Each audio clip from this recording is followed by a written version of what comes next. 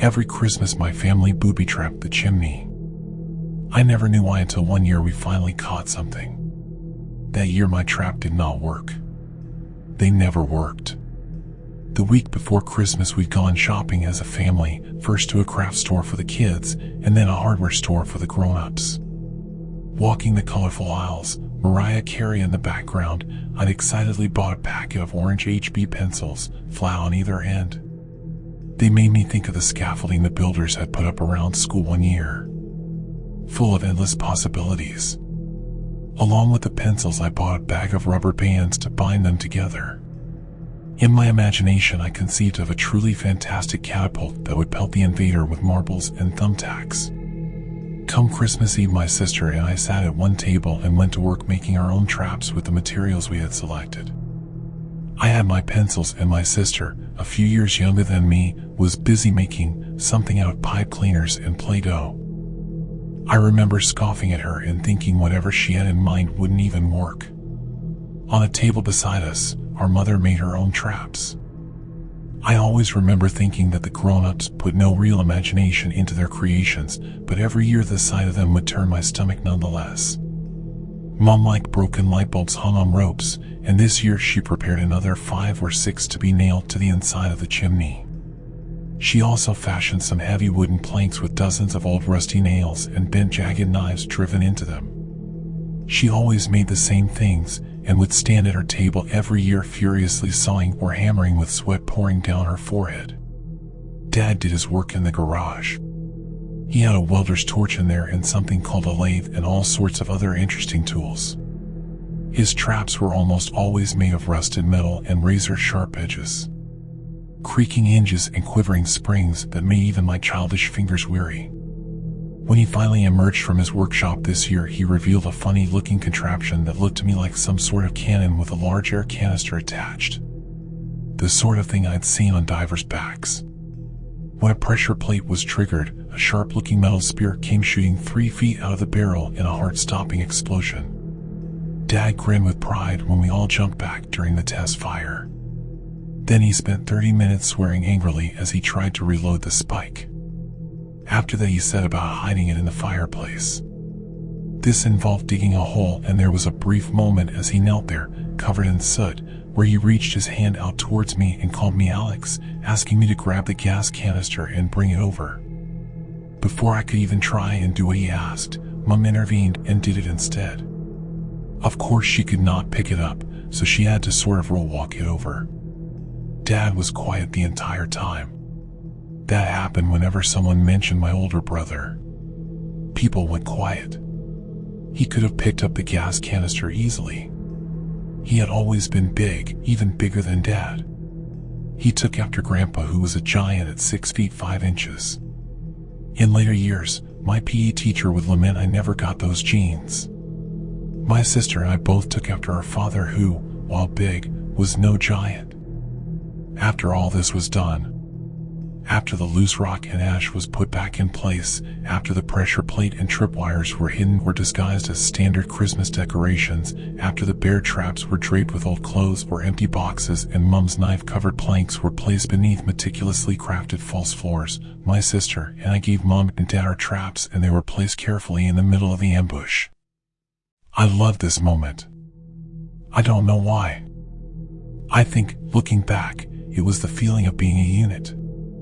A family. We helped. I was still scared of the dark, and my sister had barely mastered the toilet, but we were helping, and good God, ever since Alex had gone I wanted to help so bad. The shape of my older brother was a vague one. I loved him, but I didn't really know him. Couldn't have, given my age. Instead, I grew up in a world where Mom and Dad cried a lot and fought even more, and sometimes they themselves would admit they fought over nothing at all. They fought because it hurt. Because even after my sister had been born, they still couldn't bring themselves to touch Alex's room, or to even really acknowledge that he'd existed without it causing a painful, sullen silence. So for that brief moment where we stood surveying the fireplace and living room, it felt like our version of the perfect happy family. After that it was bedtime for my sister and I. We liked our special Christmas beds. I liked that they were cozy and special, and that Mom would put the tally on and turn the volume all the way up, and no one cared if we ate too much candy or even watched films we weren't allowed to watch. So long as we stayed in the basement, it was fine. We had all these blankets and pillows so we could make forts, and no one came down to check if we were asleep at a good time. Despite all the excitement, though, we usually never made it past midnight. There was only so much our little bodies could handle. Mom and Dad, though, they stayed up. I thought that was normal. You don't know how much your parents sacrificed until you become one yourself. Never appreciated what it meant for my dad, mid-40s by this point, to stand upright and stay awake all night, or for my mom to do the same. The two of them, all night, shaking each other awake when the other one started to flag. That was the year I lost the privilege of ignorance. Isn't it funny how the best and worst moments of your life often overlap?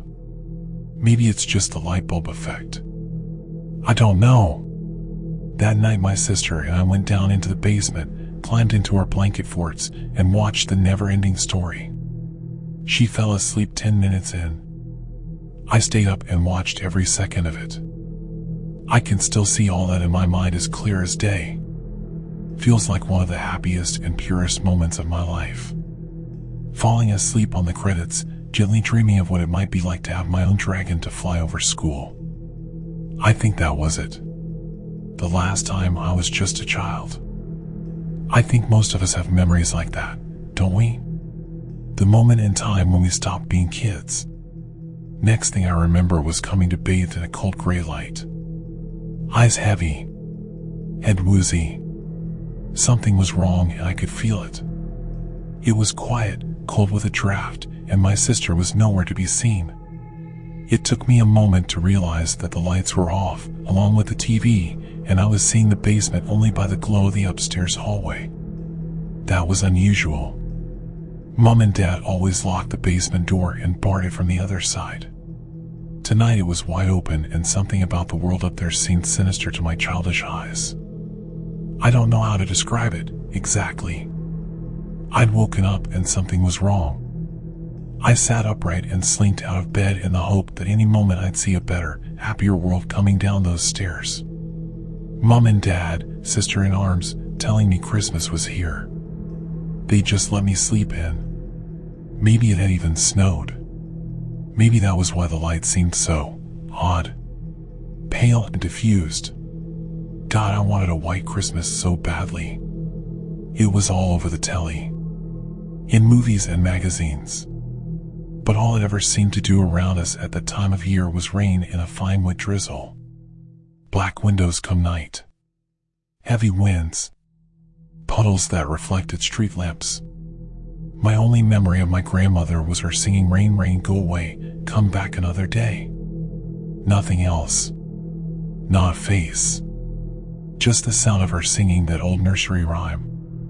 Like Alex, she was another person I knew largely through the grief she left behind in others. I climbed the basement stairs on my hands and feet, following some hidden instinct to be quiet. Years of sneaking around to listen to Mom and Dad's fevered arguments had taught me to always put my weight on the edge of the steps where they were strongest. Whenever I spied them mid-fight, Mom would be standing somewhere looking thin and sad, arms crossed, with the smell of cigarettes strong in the air. I thought of this as I reached the top, pausing to sniff the air, wondering if I might smell smoke coming from somewhere further in the house. Instead, I picked out a gentle whiff of something burned. Not dissimilar to the smell of party poppers or old fireworks. Certainly nothing like old cigarettes. And there was something else in there too. Something behind that black and sooty odor. Something metallic. Almost sweet. Eventually I looked, lifting my head over the final step and peering left and right down the hallway that stretched either side. For a long time there was nothing, and I stayed in place, frozen by indecision. But then somewhere to the right, near the kitchen doorway, the cold morning light that filtered through seemed to shift and move. Someone was in there, surely. Moving around and casting shadows. Of course it could be Mom or Dad, I told myself, but I still did not move. Whoever it was, they were silent. Deathly so. When I finally got the courage to move, it was to go in the opposite direction. Not yet 10 years old, but even a child has an animal's instincts, and mine were telling me to avoid anyone who was that quiet. So I crawled towards the living room, letting the old carpet absorb the sound of my movements. When I looked inside, I struggled to make sense of what I was seeing. It was like a bomb had gone off. The sofa was torn to shreds. The coffee table lay in pieces. All of our Christmas decorations lay crushed beneath broken floorboards and ripped up carpet. The bear traps stood upright, their teeth locked, their jaws snapped shut. Dad's piston was in 2 bits. The oxygen canister embedded in one wall. The barrel bent and lying on the floor. The sight of our traps destroyed set something off in me. I hadn't thought of it until that moment, but they had always been an integral part of our Christmas decorations. A little different to the usual fare, sure, but every bit as important to us as anyone else's homemade decorations. Everywhere I looked, there was another little bit of our history lying in a broken heap, and it broke my little heart because I so desperately wanted to fix them, to return the living room to the pristine state it had been in the night before, when we'd been a happy family. I wondered if maybe Dad's little invention had gone wrong, somehow. One year he nearly burned the house down, so it wasn't strange to think the dangerous-looking piston was responsible for all that destruction. All that pressure building up. Still no sign of my family, though. Didn't look like they'd been caught by anything either. No blood. Back in the hallway, I looked at the light cast by the kitchen door. There was no further movement, but I didn't trust the stillness in the air. Wrong. All wrong. Best chance now was to try upstairs. Same game as before, really. It involved making my way to the front door where the stairs leading up were near, and then slowly and carefully climbing them on all fours. I knew these steps very well, and disappeared up them as stealthily as anyone could hope to. My bedroom was empty. So was my sister's. She had a big window, so I got a good look at the world outside and saw the sun was well on its way to rising. Early morning light and a heavy fog made everything look washed out and faded. Eerie too, like the world was holding its breath. In a way, it was. My parents' bedroom looked empty too, at a glance, and I almost moved on without noticing the strange and heavy shadow beneath their bed. I'm glad I didn't. I lingered and looked a little harder. Something about the light down there convinced me it wasn't empty, not like normal. And before I had any time for my imagination to start conjuring up nightmares, my sister's face appeared from the gloom. I nearly yelped with joy, but the expression she wore was as serious as they come. Not just afraid or concerned, but almost sick.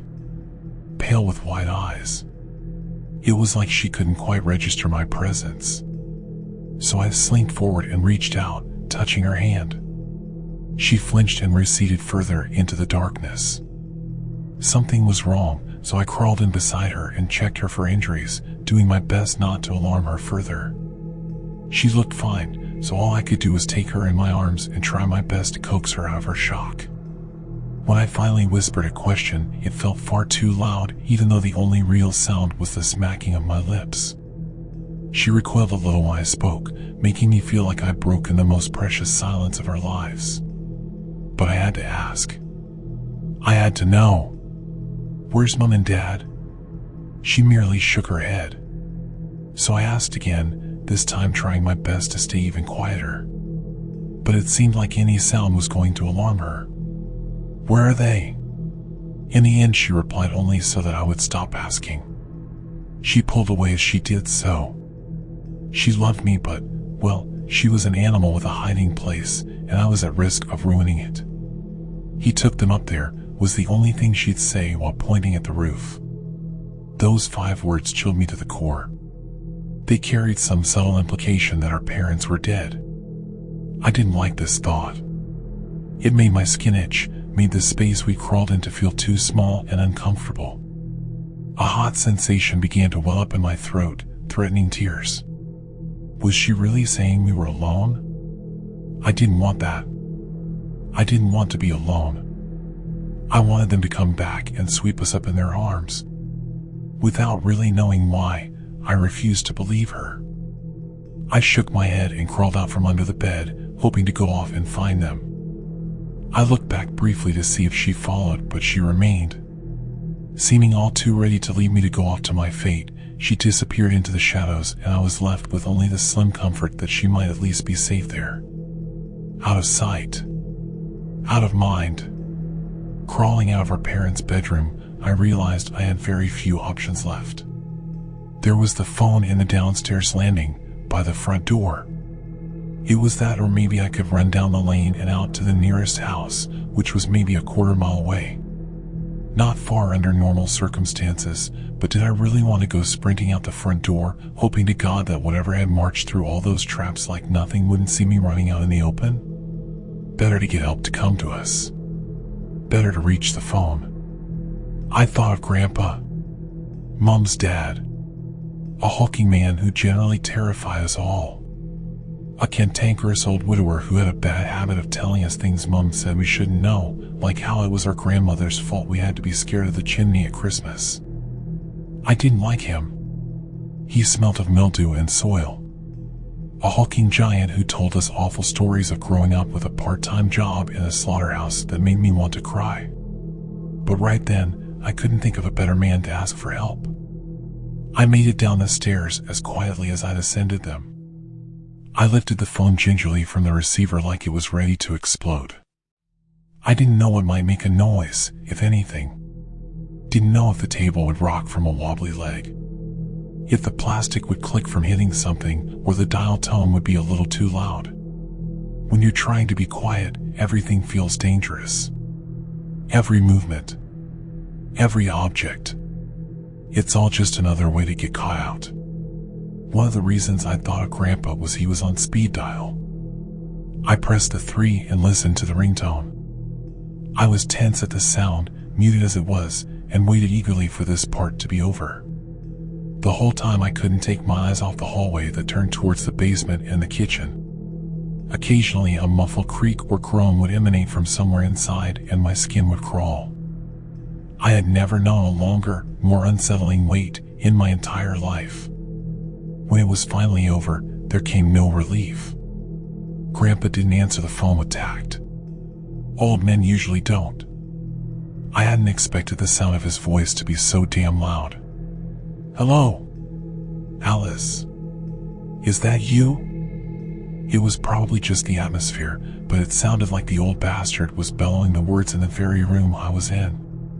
Terrified of how that noise might carry, I slammed the phone down onto the receiver and cringed at the sound of the internal bell ringing with the force. If there really was someone in that house, they must have heard that. I wasted no time waiting. I ran, not crawled, up the stairs, still trying to be as quiet as I could but putting a good emphasis on speed. As I climbed, I wondered if maybe I was overreacting, but no. From the kitchen came the sound of breaking glass and clattering metal, like someone had torn a cutlery drawer right out of the cupboard and hurled it against a wall. Whatever had been in there was moving faster than it had any right to. Heavy footfalls closed the unseen distance, turning the corner and reaching the front door and stairs just in time for me to disappear over the top step and drop to the floor. The fear that gripped me was electric. All the paranoia I'd been feeling up until this point felt thin and plastic in comparison. The way that, as a kid, you might run back from the bathroom, convinced that something evil lurked in the shadows when really, deep down, you know there's nothing there. But this was a deep and grueling fear. I could hear something smashing the phone and little table to smithereens, and I had just been standing there. A visceral fear coursed through my body as I crawled on my stomach as fast as I could towards the nearest door, which happened to be my own bedroom. It made my vision pulsate and my stomach twist and churn, urging me to crawl on my belly faster and faster like a soldier dodging gunfire. Once inside, I briefly considered hiding under the bed like my sister, but something about that didn't feel safe enough. I wanted something, a door, a wall, anything, that I could between me and whatever had made that noise. The closet, I decided. That made sense. It was full of old junk I could squeeze between, and a small hatch that led into the attic. All of this flashed through my mind in a split second, and I veered towards the closet door just in time to hear the first step coming up the stairs. God, whatever it was heavy. I could hear the wood creak and the banister crack and splinter as it forced its way up. I was breathing so hard now I was nearly whimpering with each movement, coming damn close to losing control over my muscles and my bladder. It felt like the finest piece of twine was holding all of me together. My body, my mind, my sanity. All of it waiting for that final thread to break and for it all to come undone at once. Collapsing into a heap as I pissed and shit myself,